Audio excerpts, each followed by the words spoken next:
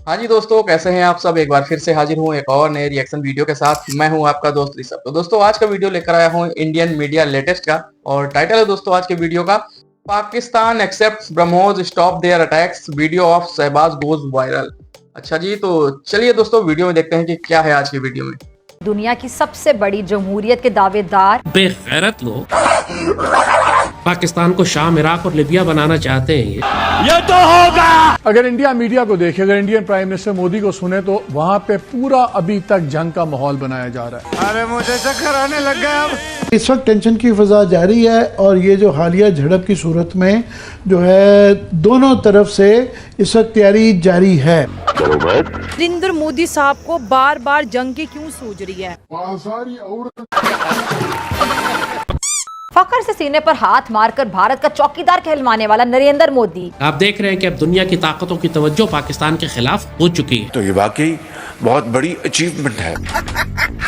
Cricket India serious वहाँ पे जंगी माहौल बनाया जा रहा है। पाकिस्तान को अब मुश्किल चॉइसेस का सामना है हिंदुस्तान की तरफ से। यही वजह है कि जो बॉर्डर एरियाज के पास लोग हैं, जो पाकिस्तानी आबादी है, उससे हम कहते हैं कम से कम अभी जब तक हालात ठीक नहीं है, जो कि अब होंगे भी नहीं, अपने पास कम से कम 2-3 महीने का खुराक तुम जमा करके रखो। इसकी शक्ल देख कर ना मुझे इस पे बहुत दया आती है, लेकिन जैसे ये मुंह खोलता ना इतना गुस्सा आ जाता है मुझे, मेरा मन करता है आकाश में जाकर फट जाऊं। वाह भाई वाह।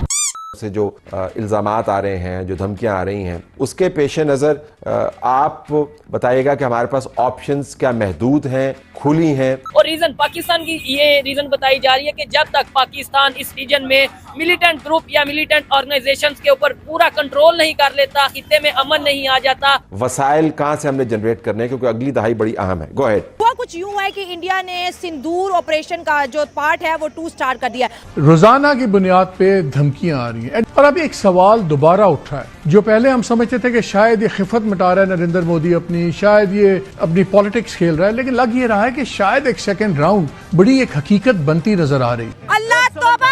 जो जरूरी दवाइयां तुम्हारे घर में बुजुर्ग और बच्चे इस्तेमाल करते हैं, उनका थोड़ा सा स्टॉक रखो। और सुने, जो बच्चों की जरूरी चीजें हैं, दूध है या बच्चों के पैम्पर्स हैं या बुजुर्गों की दवाएं हैं, वो सब चीजें अपने साथ संभाल के रखो। इमरजेंसी बैग बना कर रखो, खासतौर पर बॉर्डर एरियाज के लोग। जब पाकिस्तान का देखे सीज फायर के बाद कोई स्टेटमेंट नहीं आया, किसी भी किस्म का एग्रेशन नहीं आया, मोदी साहब ने सीज फायर के बाद जितनी भी तकरीरें की हैं, सब में पाकिस्तान के लिए नफरत उगली है। हिंदुस्तानियों ने अपनी कैपेबिलिटी क्या चीज़ डेमोन्स्ट्रेट की? उन्होंने ये डेमोन्स्ट्रेट नहीं किया कि उन्होंने पाकिस्तान की 11 जो बेसेस हैं वो डिस्ट्रॉय कर दिए।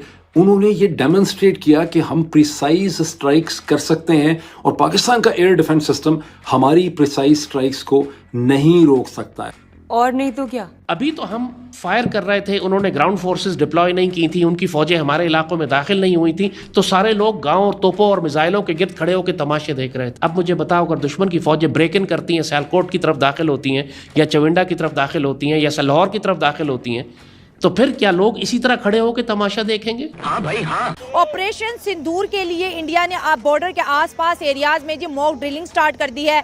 हरियाणा के अंदर ऑपरेशन शील्ड स्टार्ट कर दिया है कि अगर पाकिस्तान की जानिब से मिसाइल दागे जाएंगे तो किस तरह से अपने जो है ना डिफेंस को हमने इंश्योर करना है। तो ये जो अब की दफा ये आएंगे, पिछली दफा ये ग्राउंड फोर्सेस लेकर नहीं आए थे, पिछली दफा इन्होंने नेवी डिप्लॉय नहीं की थी, इस दफा डेफिनेटली ये ग्राउंड फोर्सेस डिप्लॉय करेंगे।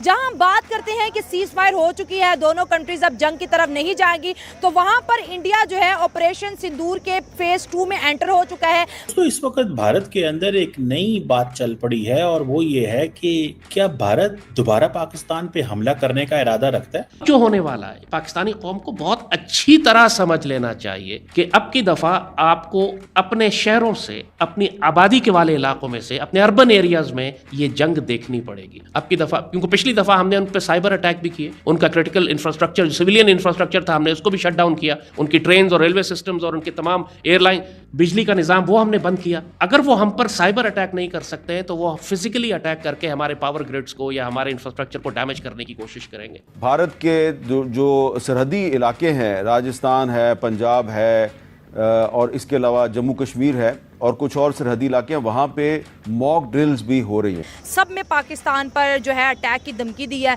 फिर से ऑपरेशन स्टार्ट कर दिया है। What Modi actually want? India जो है वो नए नए सिलसिले शुरू कर रहा है। सुनने में आया है कि एक्सरसाइजेज शुरू कर दी हैं। इंडिया ने कोई ऑपरेशन सिविल डिफेंस का शुरू कर दिया है बॉर्डर के ऊपर, और वो 4 स्टेट्स जो पाकिस्तान के साथ मिलती हैं वहाँ पे सिविल डिफेंस की जो तैयारियां शुरू हो गई हैं दोबारा। बॉम्बिंग हमारे शहरों में करेंगे, मिसाइल्स हमारे शहरों में भेजेंगे ताकि कंफ्यूजन और पैनिक ज्यादा फैले। अब की दफा वो मैसिव ड्रोन स्वार्म्स लेकर आ रहे हैं ताकि शहरों में हर जगह ड्रोन ही ड्रोन उड़ रहे हो, चाहे वो किसी शहर में किसी गली में गिर जाए, वो इतनी कैजुअलिटीज होंगी कि हमारी जो सिविल डिफेंस या हमारी मेडिकल सर्विसेज हैं वो ओवरवेलम हो जाएंगी। दुश्मन ये करना चाह रहा है, इसीलिए मुझे कैसे पता, उसकी परचेजिंग देख के कि वो इक्विपमेंट कौन सा खरीद रहा है। तो ये कह रहे हैं कि यार आज ये रात को नहीं सो सकेंगे, हाँ।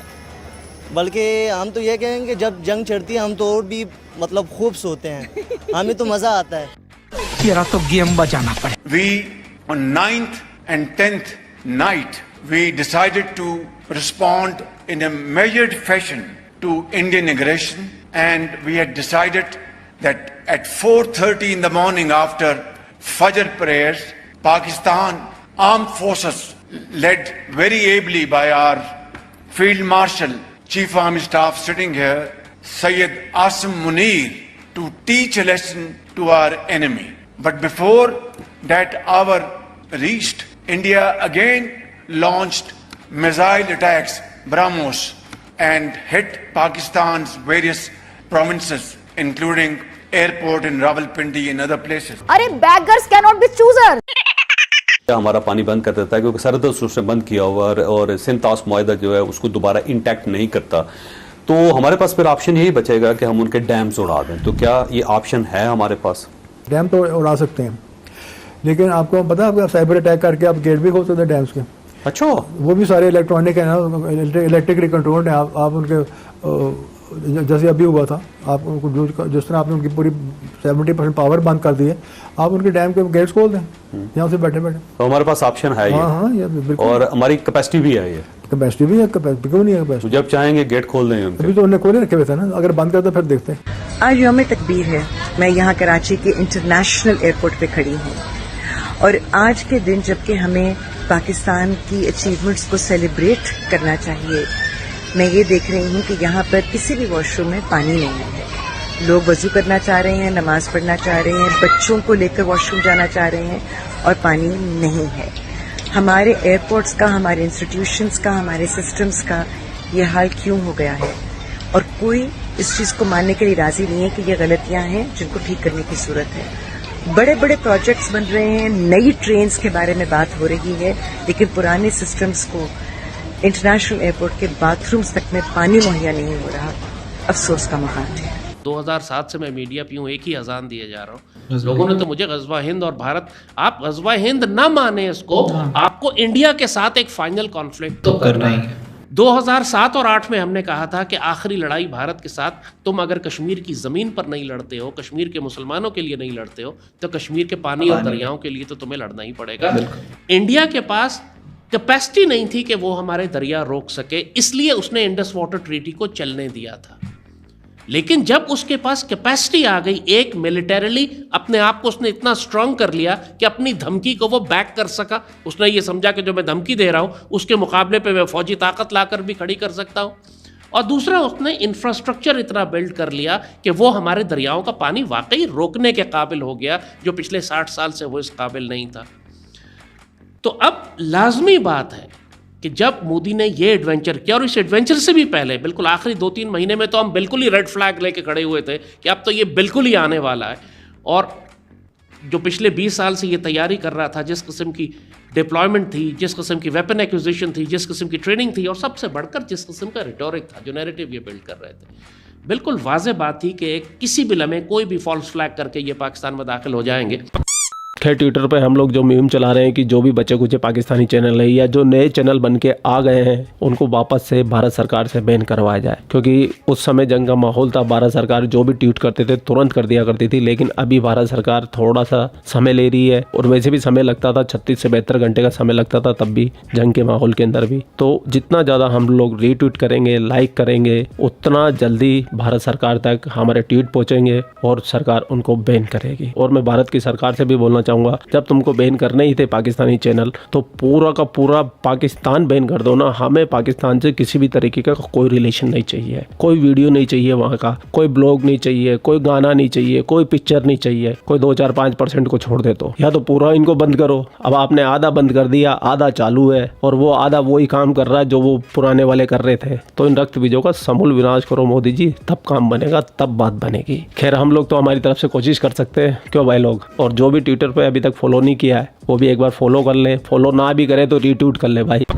आप लोग अपना ख्याल रखें। आपका भाई आपके लिए पाकिस्तान से रिलेटेड वीडियो आता रहता है। जय हिंद, वंदे मातरम, जय श्री राम, जय श्री राम, जय श्री राम। तो दोस्तों ये रही आज की वीडियो। आई होप आप लोगों को बहुत मजा आया होगा। तो जैसा कि मैं पाकिस्तानियों से ये कहना चाहता हूँ कि भाई आपकी गवर्नमेंट जिस तरीके से भारत को गीदड़ भपकी देती रहती है हर वक्त, जब पता चलता है कि भाई भारत एक्शन मोड में है, भारत कुछ ना कुछ पाकिस्तानियों का हल निकालने वाला है, उनके जो हरकतें हैं उनको सुधारने के लिए, उनको समझाने के लिए कोई एक्शन लेने वाला है, तब पाकिस्तान के यहाँ उनके गवर्नमेंट के लोग, वहाँ के आर्मी के लोग, वहाँ के बड़े बड़े नेता पॉलिटिशियन लोग गीदड़ भपकी देना चालू करते हैं।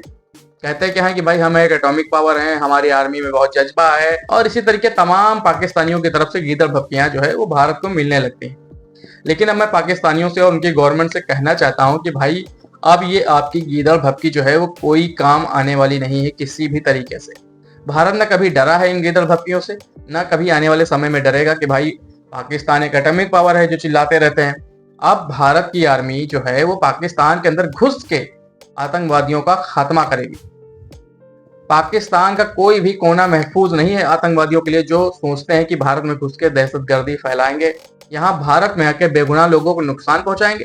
तो भैया वहां के जो आतंकी हैं ये अपने ख्वाब में भी ये बातें ना सोचे तो बेहतर रहेगा, क्योंकि अगर तुमने ये सोच भी लिया अपने ख्वाब में भी कि ऐसा करेंगे भारत में जाके, तो याद रखना भारत की आर्मी इतनी मजबूत है, इतनी ताकतवर है कि पाकिस्तान के अंदर घुस के जिस तरीके से सिंदूर ऑपरेशन किया है उसी तरीके से वहां उनका खात्मा होगा। फिर ना पाकिस्तान के अंदर मस्जिदें काम आएंगी, ना मदरसे काम आएंगे, ना ही आर्मी के कैंप काम आएंगे जहां ये आतंकवादी जाके छुप जाते हैं। तो भैया जब तक पाकिस्तान की आर्मी और वहां की गवर्नमेंट इन आतंकवादियों का साथ देगी, इनका महफूज रखने के लिए नए नए तरीके आजमाएगी, तब तक जो है भारत द्वारा पाकिस्तान के अंदर सिंदूर ऑपरेशन जो है वो लगातार जारी रहेगा। और आए दिन कई सारे 72 हुरों की चाह रखने वाले जो आतंकवादी हैं वो भाई 72 हुरों के पास डायरेक्ट एक्सपोर्ट होते रहेंगे भारतीय आर्मी के द्वारा। ये आप नोट कर लीजिए। आई होप दोस्तों आप सभी को ये वीडियो बहुत अच्छी लगी होगी। आप अपनी राय हमारे साथ कमेंट बॉक्स में जरूर शेयर करें। मिलते हैं दोस्तों ऐसे किसी एक और नए रिएक्शन वीडियो में। तब तक के लिए आप सभी अपना बहुत ख्याल रखें। नमस्कार।